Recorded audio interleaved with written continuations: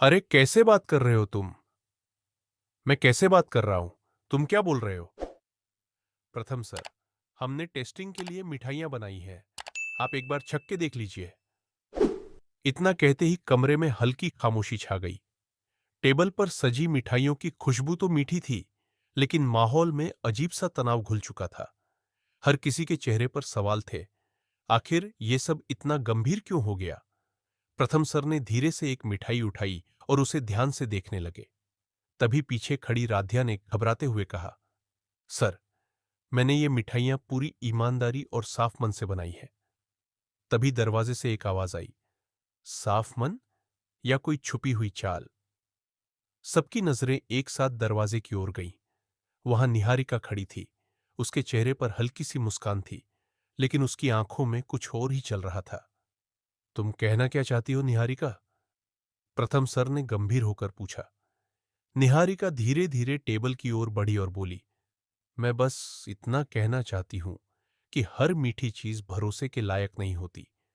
कुछ मिठास के पीछे कड़वाहट भी छुपी होती है। इतना सुनते ही सब लोग और ज्यादा घबरा गए। तभी एक कर्मचारी, जिसने पहले ही मिठाई चखी थी, अचानक चक्कर खाकर गिर पड़ा। अफरा तफरी मच गई। कोई डॉक्टर को बुलाओ, प्रथम सर जोर से चिल्लाए। राध्या के हाथ कांपने लगे। उसकी आंखों से आंसू बहने लगे। मैंने कुछ नहीं किया। मेरा मन साफ है। मैंने किसी को नुकसान पहुंचाने के बारे में सोचा तक नहीं। निहारिका ने ताली बजाते हुए कहा, यही तो फर्क है, मन सुंदर और मन अति सुंदर में। तुम सोचती हो कि तुम्हारा मन सुंदर है, लेकिन असली खेल तो अति सुंदर मन वाले खेलते हैं, जो ऊपर से मासूम दिखते हैं लेकिन अंदर से बहुत चालाक होते हैं। प्रथम सर ने गुस्से में कहा, सीधे सीधे बताओ, ये सब क्या है?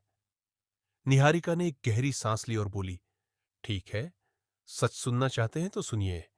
ये मिठाइयां राध्या ने ही बनाई हैं, लेकिन इनमें जो मिलावट हुई है वो मैंने की है। सबके होश उड़ गए। लेकिन क्यों? किसी ने पूछा। निहारिका की आंखों में जलन साफ दिख रही थी, क्योंकि हर बार राध्या को ही तारीफ मिलती थी। हर बार उसे ही आगे बढ़ाया जाता था। मैंने भी मेहनत की थी, लेकिन मुझे कभी वो पहचान नहीं मिली। मैं दिखाना चाहती थी कि उसका सुंदर मन भी गलती कर सकता है।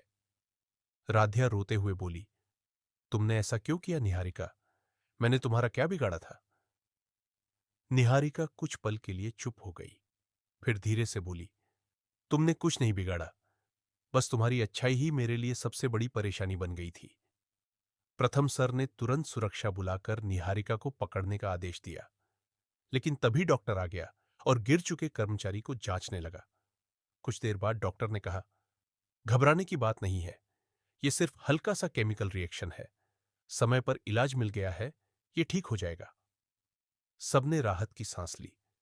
प्रथम सर ने सख्ती से कहा, निहारिका, तुम्हारी सजा तय होगी, लेकिन आज एक बहुत बड़ी सीख मिली है। उन्होंने राध्या की ओर देखा और कहा, तुम्हारा मन सच में सुंदर है, क्योंकि तुमने किसी के साथ बुरा नहीं सोचा, और यही असली ताकत होती है। फिर उन्होंने सबकी ओर देखते हुए कहा, मन सुंदर होना अच्छी बात है, लेकिन मन अति सुंदर वही होता है जो मुश्किल वक्त में भी सच्चाई और अच्छाई का साथ ना छोड़े। निहारिका को ले जाया गया। जाते जाते उसकी आंखों में पछतावा साफ दिख रहा था। राध्या ने आंसू पोंछे और धीरे से कहा, शायद सच्चाई को वक्त लगता है सामने आने में, लेकिन जब आती है तो सब कुछ साफ कर देती है। उस दिन के बाद सभी ने समझ लिया, हर मुस्कुराता चेहरा सच्चा नहीं होता और हर सच्चा दिल कमजोर नहीं होता।